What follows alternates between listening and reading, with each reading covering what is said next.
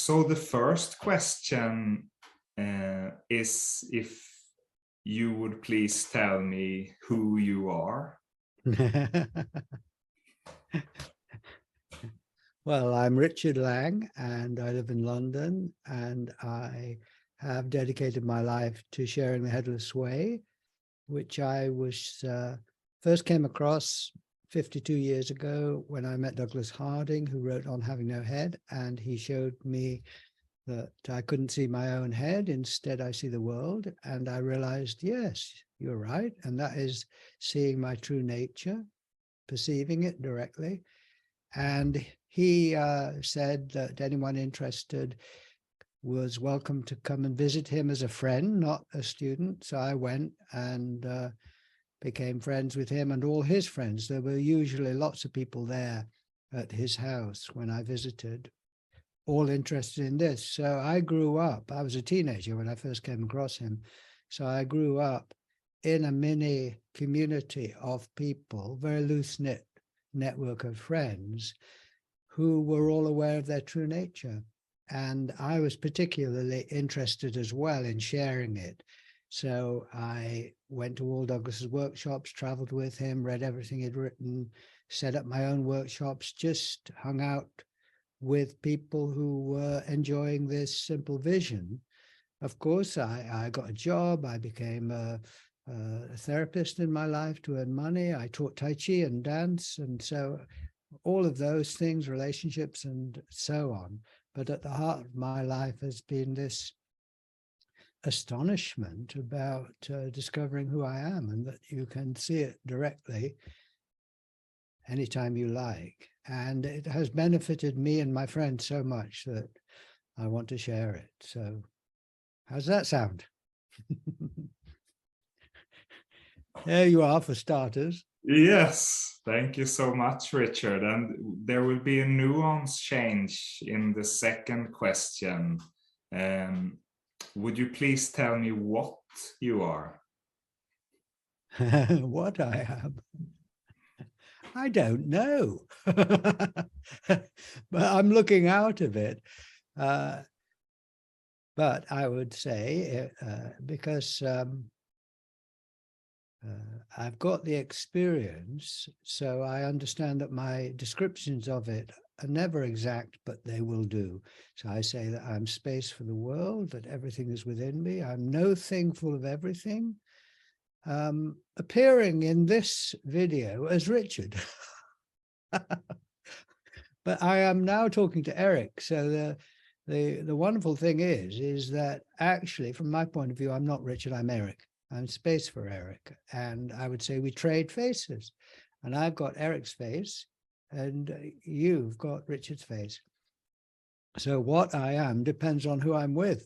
And what I really, really, really am is just this great, wonderful mystery of just being now, but full of whatever's going on. Yes. All right. Well, there's a provisional answer, Eric.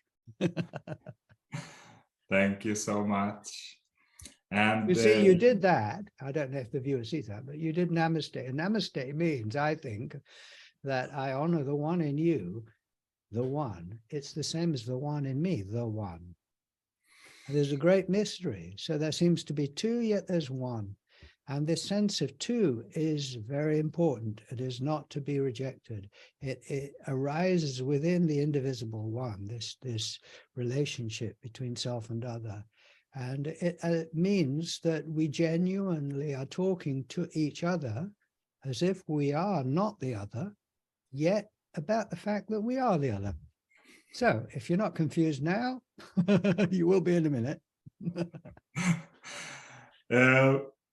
It's amazing. You are coming into the third question totally, but I will answer it, or I will not answer it. I will ask it anyway and see if something more is coming. And the third question is, what is another?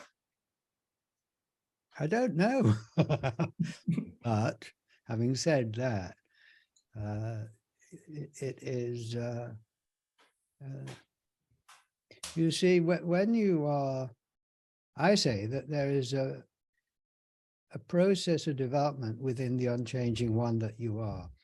And when you're a baby, you are the one without knowing who you are as a person. You don't know what you look like. You don't know your name. You're pre-verbal. You look in the mirror, that's not you yet. So in a certain sense, as an adult, at least looking back and articulating that experience, I say that as a baby, I was the one without knowing who I was, because I had nothing to compare myself with. I was just the one. I was not yet aware of being Richard. And therefore, at the same time, I was not yet aware of others. I had no developed sense of others. I was primarily aware of my own experience and not yet empathizing and thinking what others are doing, thinking, feeling, all of that. Now, growing up, through language, through society, you learn to, in imagination, go outside yourself a couple of meters, turn around and look back through the eyes of others and see yourself as a person. So actually, you're seeing yourself as an other. From their point of view, you are other. You are a person. And you're taught to look in the mirror. There's another person there in the mirror, but you're taught to say, that's me. And you learn to put that on. So growing up is learning to see yourself as others see you, as a person, not as the one, not as this headless space, you see, as the one, as a person.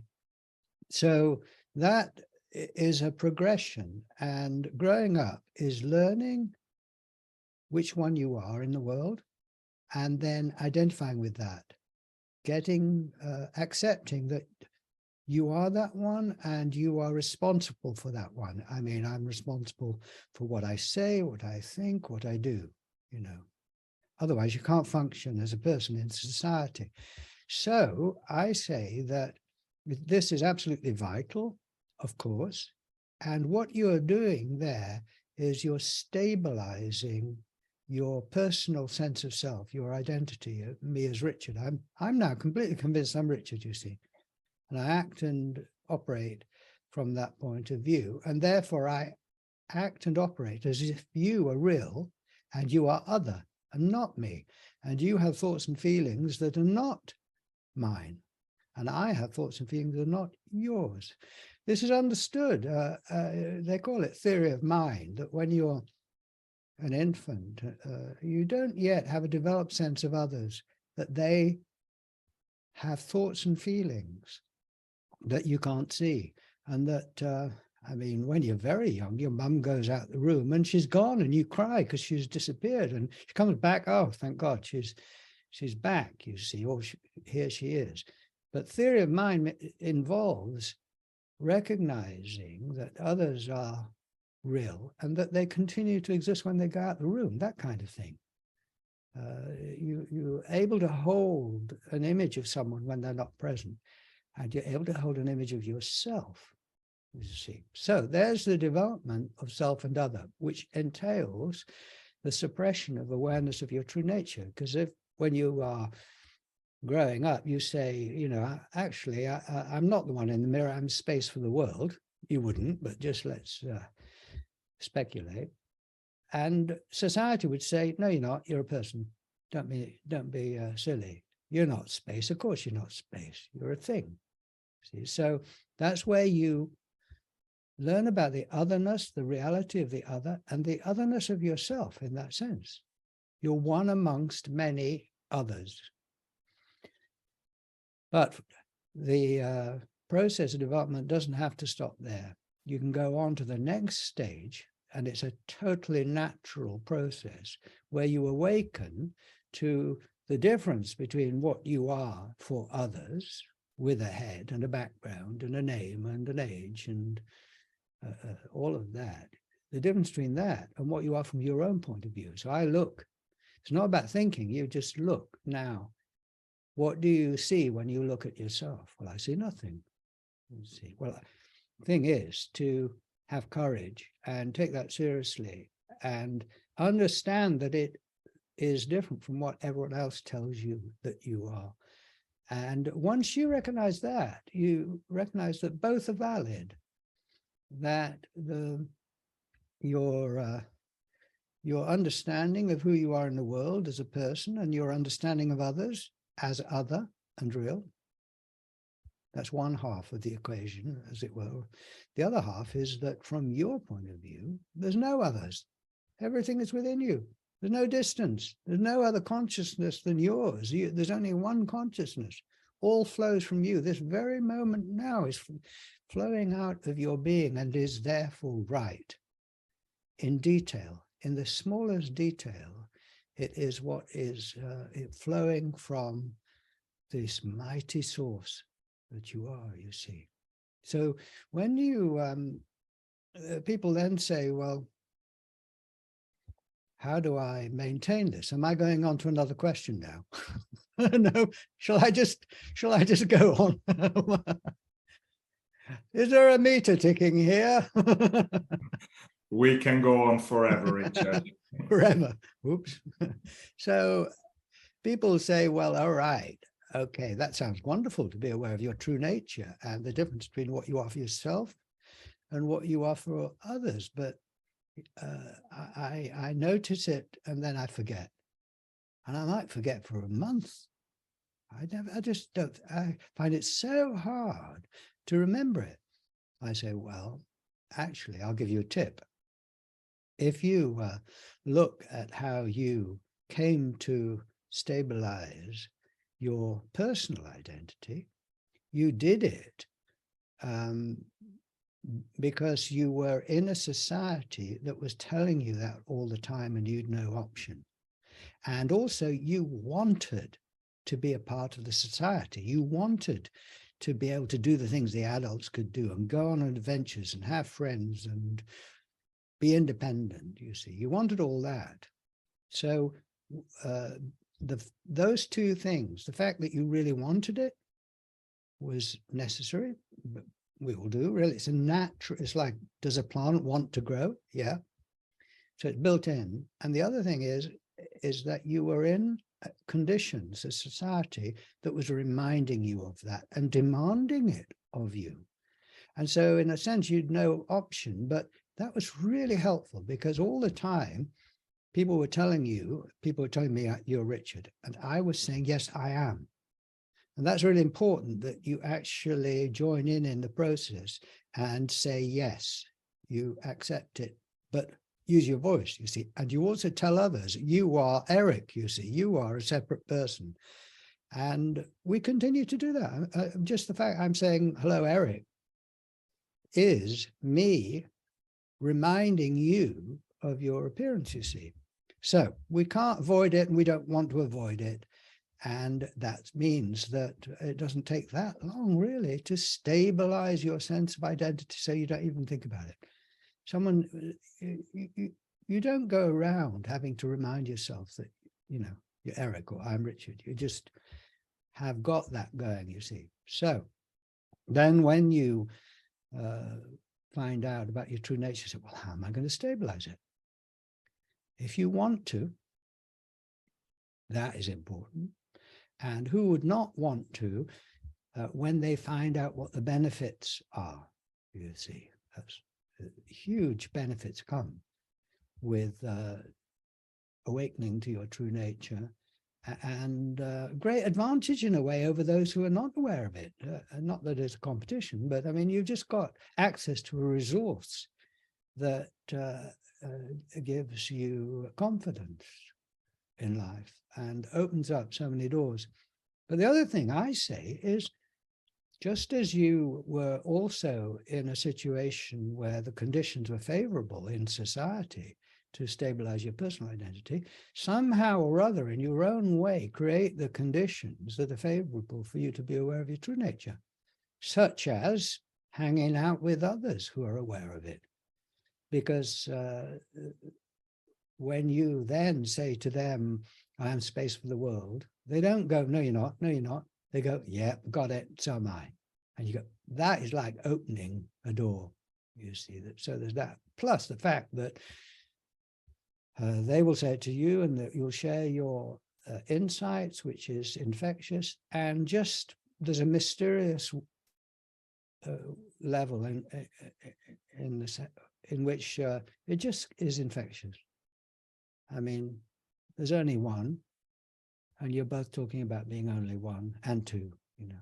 So I say hang out with others, make friends, and do anything else, you know, explore it, do research, read, whatever. Follow. You see, once you wake to who you really are, it's not the end. It's the end and the beginning of a journey. And part of that journey, I say,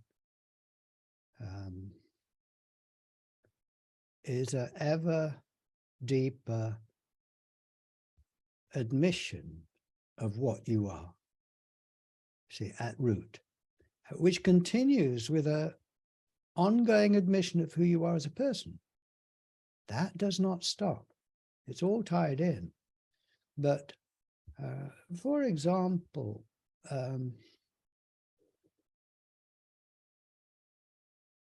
the recognition that what you are and what others are, well, let's say the recognition of what others are, because that was the question, wasn't it? What is another?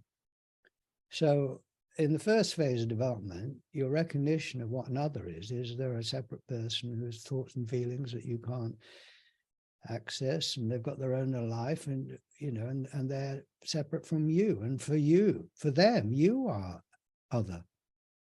You are a stranger. See, you are hidden. All right. That's what another is up to that stage. When you wake up to who you really are, that continues. But you add to it the awareness of who you really are. You see, how do you find out that another has thoughts and feelings? Because you never experienced them. Well, they tell you that they do, and they say, I have thoughts and feelings like you do. Well, you experience your thoughts and feelings. So they say, okay, so you must have those. I do. And pain and pleasure. Yes, I do. So you accept their word for it. See, you say, they say, I am conscious like you are. And you go, oh, well, I am conscious. So they must be experiencing that. So that's how you learn what another is, by accepting, you know, believing them and applying the same conditions that you're experiencing to them. And you see, they say that you've got a face and that all your sensations and thoughts and feelings are somewhere behind that surface in your head, you see, and you accept that. See, well, of course you do, you know, and therefore you accept that behind their face are thoughts and feelings that you can't see. All right. So then when you wake up to who you really are, you see, there is no dividing line. My thoughts and feelings aren't in a box here. They're at large. I am the one. There is no other consciousness. Everything is flowing from me. See, now, I say that then when I talk to others, like to you, Eric, I say, isn't that the same? Is that the same for you? You see, are you wide open and contain everything? And you say, yes. So, okay, so mysteriously, strangely, you are the same as me. I've already accepted you're the same as me in lots of ways. Now I say, well, I'm conscious. My consciousness has no boundary. It's not in a head. Everything is in it. Is that the same for you, you see? And you go, yes, yes. So then I say, so I am going to have to revise my definition of other, you know, because the other, as well as being not me, is now exactly the same as me, right? Which makes sense.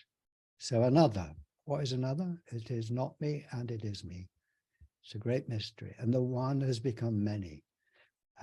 For the purposes of this Zoom call this morning. So it can talk to itself. I better stop. Next question. Yes, that leaves us, Richard, with the tiny inquiry about what life is. What life is. Well, of course, the easy answer and the true answer is I don't know. But having said that, the void here that I am isn't just empty, it's also full, self-evidently, with no dividing line. And you see, you've got the experience. I say to the viewer, you've got the experience. You can't see your head. Instead, you see the world. People say, well, I don't think I get it. I say, can you see your head? No. See, point. Say, what do you see instead? The room or the sky or the world?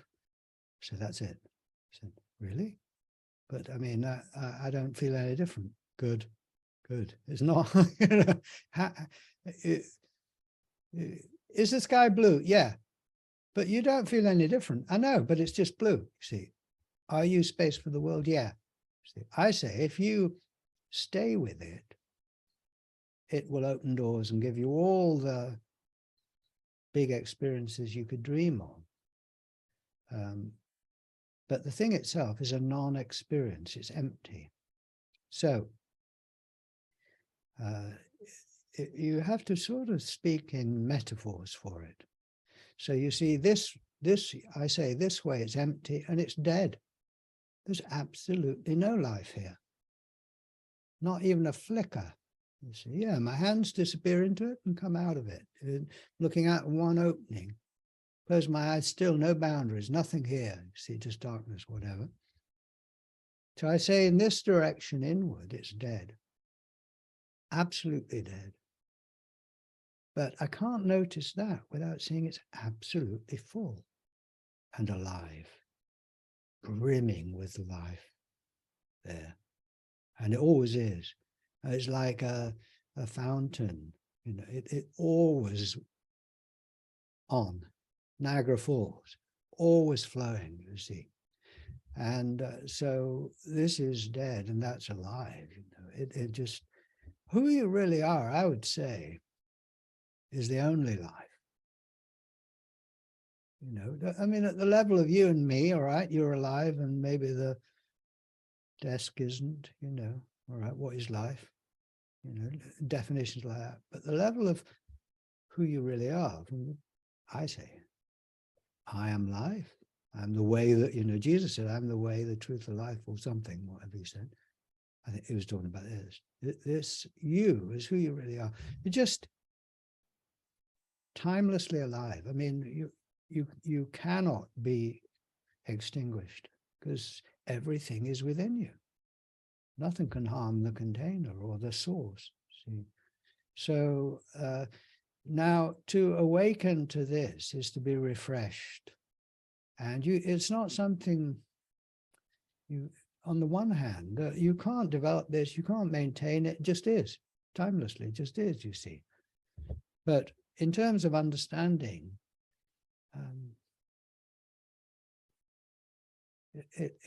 every time you come back to it, it's refreshing because it's just on and self-evidently alive, if you like. I mean, just nothing can destroy you. Now, to be aware of that is just very comforting, empowering, humbling. You know, that you being nothing are the place where the whole thing, including galaxies, appears. Now, only because you're nothing, you see. And so it's very humbling. And you don't lose your sense of individuality. I mean, Actually, who you really are is the true individual. That is the definition of being an individual, is being everything. See, there's nothing outside you, nothing can harm you. But then, mysteriously, in the sense that we're talking, I'm talking to you, I'm aware that in a certain sense, although you're looking at the nothing, you've got a different view and different understanding. And there is a development at that level in one's understanding. And just as you mature into being a person by taking responsibility for yourself, I say you mature by, for example, saying, yes, I am the one. See? And I've always been the one, and everything flows from here. And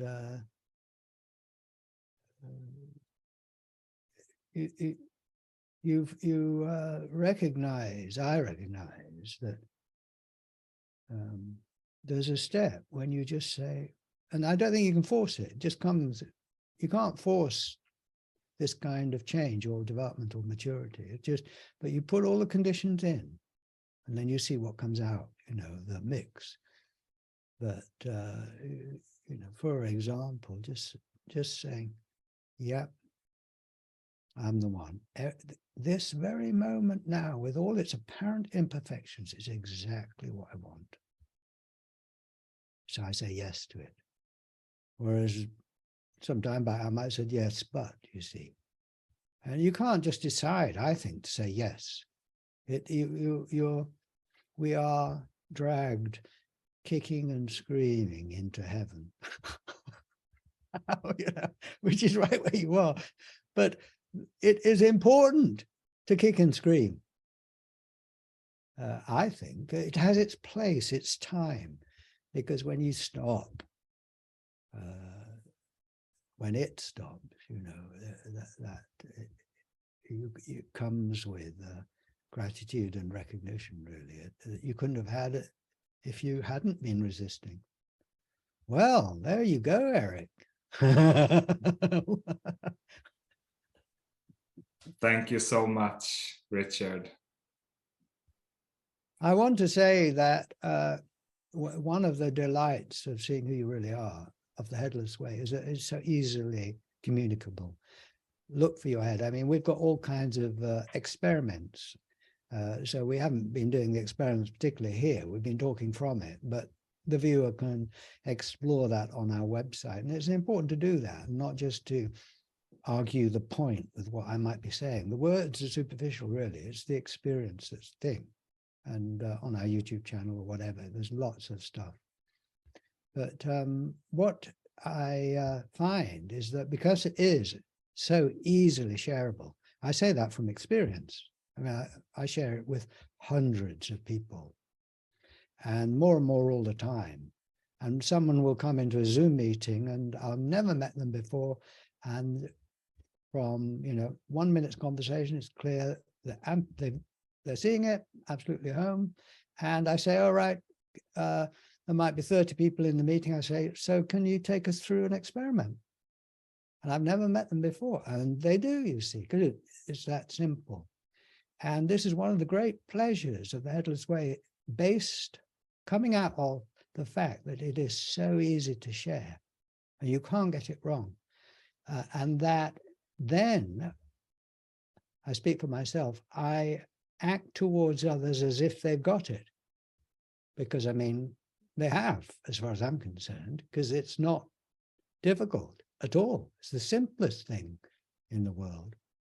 So then this opens up a relationship of equals rather than teacher-student, for example. Because although I'm doing the talking here, Eric, I'm talking to you as if you're aware of who you really are and space for it, but you've got your different understanding, you see.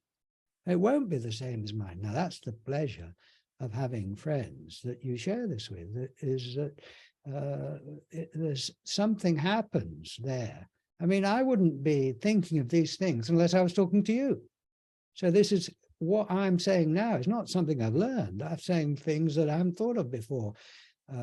And that is arising spontaneously out of this situation, you see. So if you just were the only one aware of who you really were, and no one else was interested in it around you, you wouldn't have that opportunity to generate, to discover within that process, you see, with an other.